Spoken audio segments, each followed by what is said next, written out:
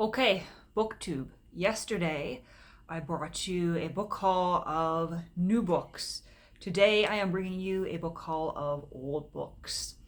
And this is a mixture of what happened to arrive in the mail today, because I made quite a few purchases, and my trip to Book Bazaar on Bank Street here in Ottawa, because I was down that way doing some errands, going to the bank and whatnot. And I thought, I haven't been into Book Bazaar in months. In fact, I don't think I'd been in there since last fall. And so I had to mosey on in and wander about and check out all the shelves. And I was tempted by many, many things. But I walked out with only 4 books. And I found some good ones, though.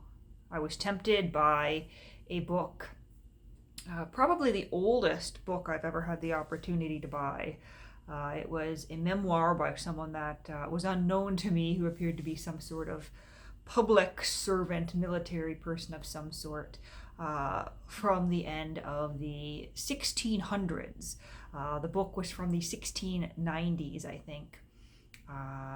But it was, an orphan volume from what had once been 2 volumes, and the price was $100, and I didn't know the book, didn't know the memoir, and so I thought, let's not pounce on that today, although I'm very tempted.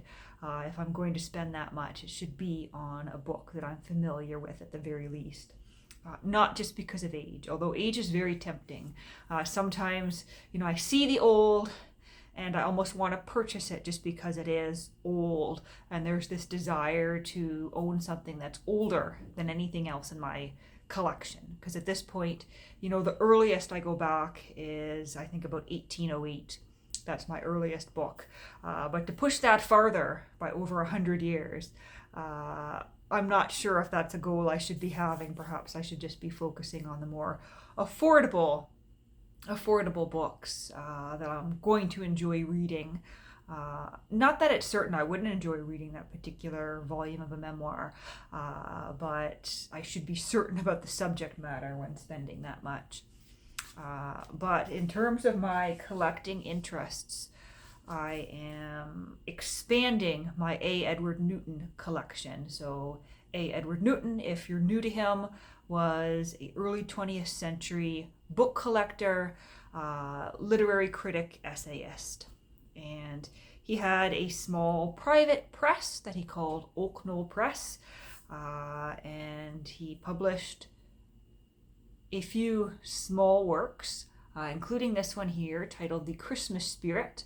As you can see, it's just bound in this dark blue paper with this blue string, and it's not very big, but he does have his facsimile of the first Christmas card in here, something he had in his collection. And it's all about, here I'll show you the title page too, privately printed in 1930 at Oak Knoll.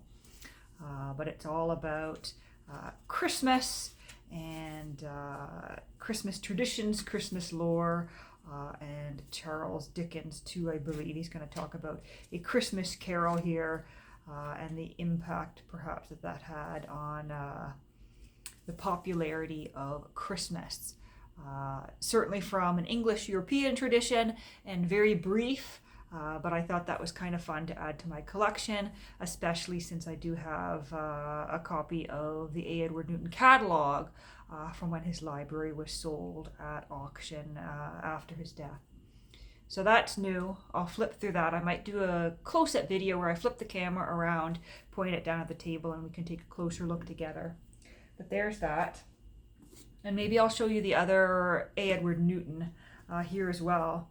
And this particular copy, it's kind of bumped and damaged at the top, but it was fairly cheap, and I was drawn in by these boards, these beautiful, colorful boards with the orange and the yellow and the green. And I've not read this play yet, but this is Newton's play of Dr. Johnson that he wrote himself. I don't believe it was ever very successful as a play, but here we have our frontispiece of Dr. Johnson, And Newton was, of course, a big collector of Johnson's works and associated ephemera. And I think he even had Dr. Johnson's silver teapot. But here we go, published in Boston, the Atlantic Monthly Press. And this paper is extremely thick and good quality, and I'm enjoying just seeing that. And the fact that it's not even yellowed or anything. It's obviously, even if the binding is a little worse for the wear, clearly it's been well looked after and kept in a decent place away from the elements. And so we have announcement, and we've got some old style of English writing here with the elongated S, and that is the announcement for the play. By His Majesty's Company at the Theatre Royal in Drury Lane, this present season being the spring of 1923, the first performance of Dr. Johnson, given by an immortal cast including Sir Joshua Reynolds, Mr. Thrale, Mr. Boswell, Mr. Garrick, Mrs. Thrale, Miss Burney, Mr. Burke, Mr. Goldsmith, Mrs. Woofington, and others, adapted to the boards with alterations by Mr. A. Edward Newton, a gentleman of Philadelphia in Pennsylvania. Places for the performance may now be featured. Nothing under full price would be taken. No money to be taken at the stage door, nor any money to be returned after the curtain is drawn up. We have a list of illustrations here. And as I said, I know very little about the play, apart from its existence. We're going to begin with a lengthy description of Dr. Johnson's house. The description of the acts here, and we'll see how well it holds up to being read. Yeah, there's another of Johnson in there, and the illustrations seem mainly to be of people. There's Mrs. Thrale here, and so this one fits in nicely. I'll probably store it with the Newton books, but if you can see here behind me, in the red, there are the 3 volumes of Boswell's Life of Johnson, which I read a couple of years ago now, and I've enjoyed dipping back into over the past few months. So there are the 2 additions to my Newton collection. We'll set these aside and look at the 3rd book that came in the mail today. Let's just get this receipt out of here. But this is a novel by James Lane Allen. Now, I came to James Lane Allen in kind of a roundabout way. I read his novel, The Kentucky Cardinal, 2 or 3 years ago now. And I had purchased it because the cover design and the illustrations were by illustrator Hugh Thompson. And I had come to know the illustrations of Hugh Thompson through some of J.M. Barrie's books, because Hugh Thompson did some wonderful illustrated editions of some of J.M. Barrie's plays, namely Quality Street and the Admiral Crichton. And really loving his illustration style, I wanted to see something else that he had done. And so I picked up that novel by James Lane Allen. And then I had in my online kind of wish list and cart ever since then a number of other novels by James Lane Allen, because I quite enjoyed that particular novel. It was a romance set in a rural area. Our main character was a bird watcher, and he falls in love with one of his neighbors. But she sets out to test him by asking him to destroy something that he loves most in the world.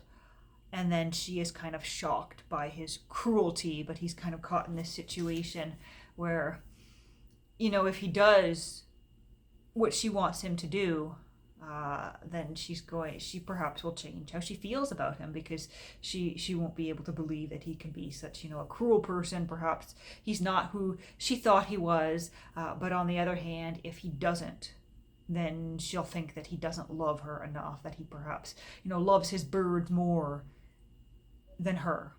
And I quite enjoyed that. It was, I don't quite know how to describe it. I wouldn't call it cozy, but it was rural, it was slow paced, and it was something I definitely love to read more of. And so I'm hoping this, The Heroine in Bronze, is of a similar tone. Now, we've got this woman in gold here. Unfortunately, she's rubbed off a bit, and we've got the green cloth coming through. I'm sure that's not how she looked upon publication date. I don't know anything about this novel. I do think it's quite fun, and I'll just cover this up. I'm assuming this woman, probably not living in there anymore, could be long dead, but someone's put their address in here along with a note that says, if by chance this book should roam, treat it well and send it home. And she lists her address, so perhaps she was sharing this with friends, but I'm almost certain this woman is probably dead and no longer living at this address, because it seems to be the same handwriting that on the adjacent page says, from Mama, December 1912. And so this was probably a Christmas gift in December of 1912. And so it's not likely the original owner is still living. But the full title for this is The Heroine in Bronze, or A Portrait of a Girl, a Pastoral of the City. And we have by James Lane Allen, author of The Kentucky Cardinal, The Choir, Invisible, etc., published in New York by the Macmillan Company in 1912. And we have a dedication to youth, its kingdom and ideals. I do wonder how that relates to the content of the book here. We begin with some quotes by Theocritus, which I'm sure will set the pastoral tone here. And let's see, do we have any illustrations here? Nope, there don't appear to be any illustrations, which is quite fine. I wasn't looking for anything more by Hugh Thompson. Hugh Thompson did not illustrate this volume. I was looking to dive more into the works of James Lane Allen. So there's that. That is the mail haul for today. Now on to the Book Bazaar finds. So I had the good luck to come across another volume of essays by G.K. Chesterton. This one is in green cloth here. I've got a couple of G.K. Chesterton's essay collections already. This one is All Things Considered, and I had to pause in the shop. I'm like, I don't think I own this one already, because I've got Tremendous Trifles and something that has etc. at the end of a title, and a collection of his poetry. But I was able to ascertain that I don't, simply by looking in the table of contents and realizing, no, these are ones that I haven't read yet.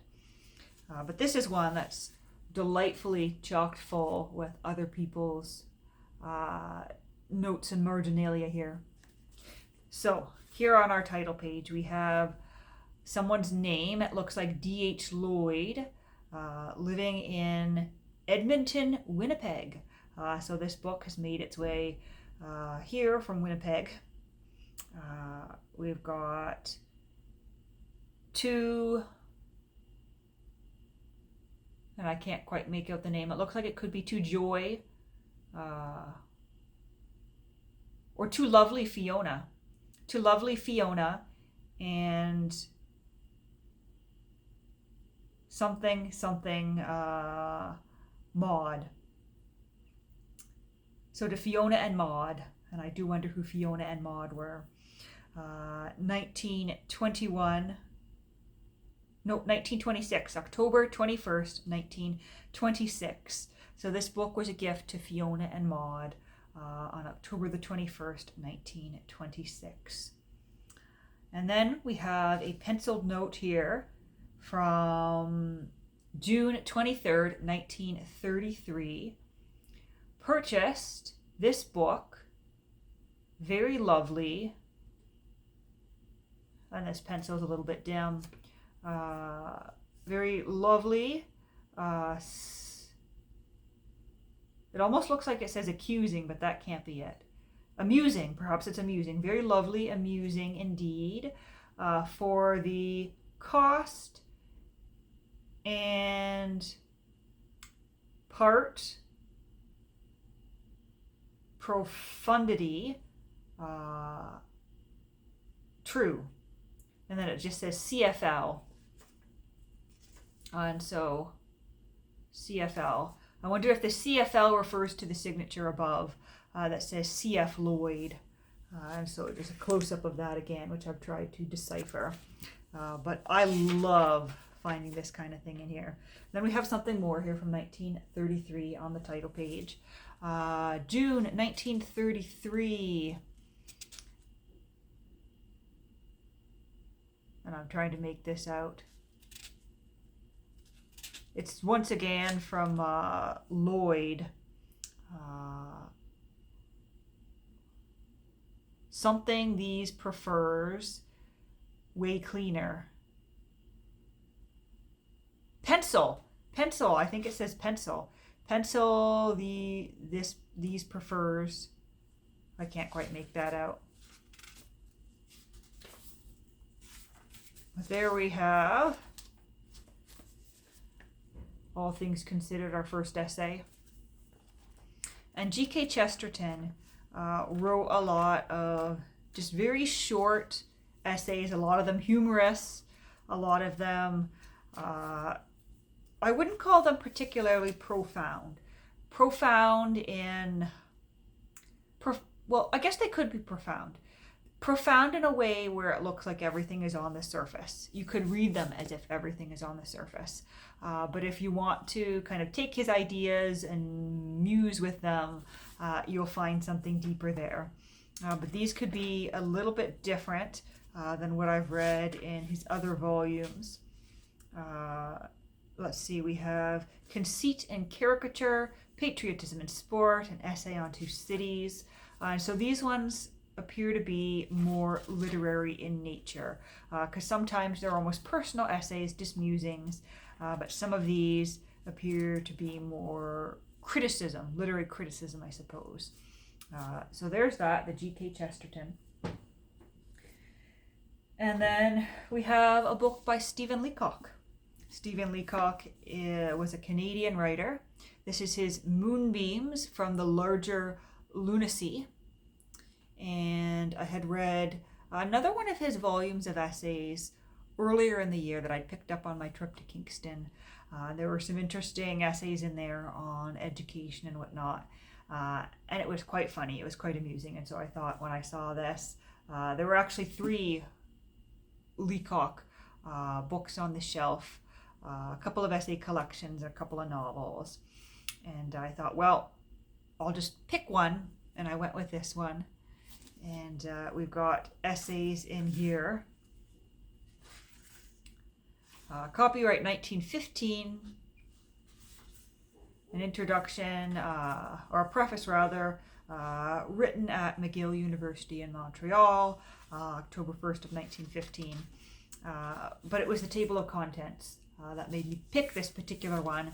So we have chapter titles: Spoof, a 1,000 Guinea Novel; 2, The Reading Public; 3, Afternoon Adventures at My Club; 4, Ramspud; 5, Aristocratic Anecdotes; 6, Education Made Agreeable. So perhaps he's going to pick up on that theme from the previous volume I've read. 7, An Everyday Experience. 8, Truthful Oratory. 9, Our Literary Bureau. 10, Speeding Up Business. And 11, Who is Also Who. 12, Passionate Paragraphs. 13, Ouija the Pet Dog. 14, Sidelights on the Supermen. 15, The Survival of the Fittest. 16, The First Newspaper. And 17, The Good Time After the War. And I remember his writing being quite light and humorous and good for, as I would say, armchair reading. So there's that. And we've got two more here. And so this one caught my eye. It was in their arts and letters and book collecting section. This is Miscellany 2, Further Papers on Books and Book Collecting. And this is Ottawa Book Collectors, which was new to me. And part of it that caught my eye was just the realization that, oh, this was published in '94, the year I was born. And inside we have the bookmark for Patrick McGarren Books, which is another used and rare bookstore in Ottawa, but that one is antiquarian. It's the kind of place where the prices are of a high enough level that it's not a place I would go in and browse on a whim. I've purchased some things from there, but I've purchased by looking through their catalogs. But evidently, this book made its way from there. We have an erratum here that says, the editors regret the error on page 9. The author's name is John Millins. But evidently this is, 2, so I would assume this is something that was published, well, at least on 2 occasions, maybe more. We have a quote from Dora Hood, The Side Door. Many of my collectors came to have a talk, and I thoroughly enjoyed it, for I'm convinced that by and large book collectors are among the most delightful people one can meet.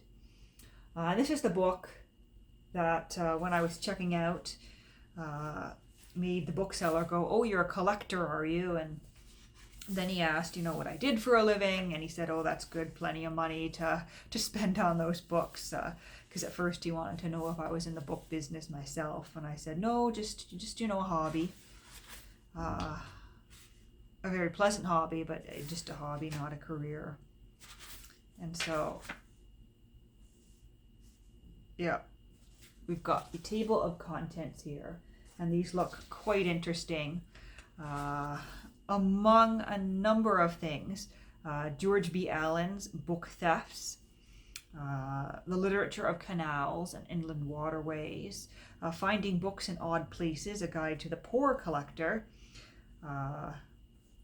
perhaps a less interesting title on the economics of Canadian agriculture, The Reluctant Physician, The Crafty, Greedy, Pompous Old Rascal, A Word to the Wise, Bookman, Omnia, and Meetings of the Ottawa Book Collectors, March 1986 to June 1994.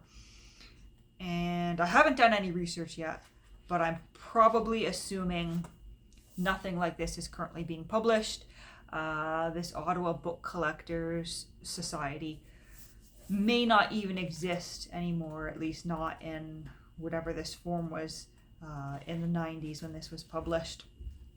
And I would assume it probably all leads back to Patrick McGarren, who, as I've observed, seems to be the leader in rare and antiquarian book selling and book collecting here in Ottawa. But there's that'll be interesting to dig into something local. And then I couldn't pass this one up because it was too nice of a book.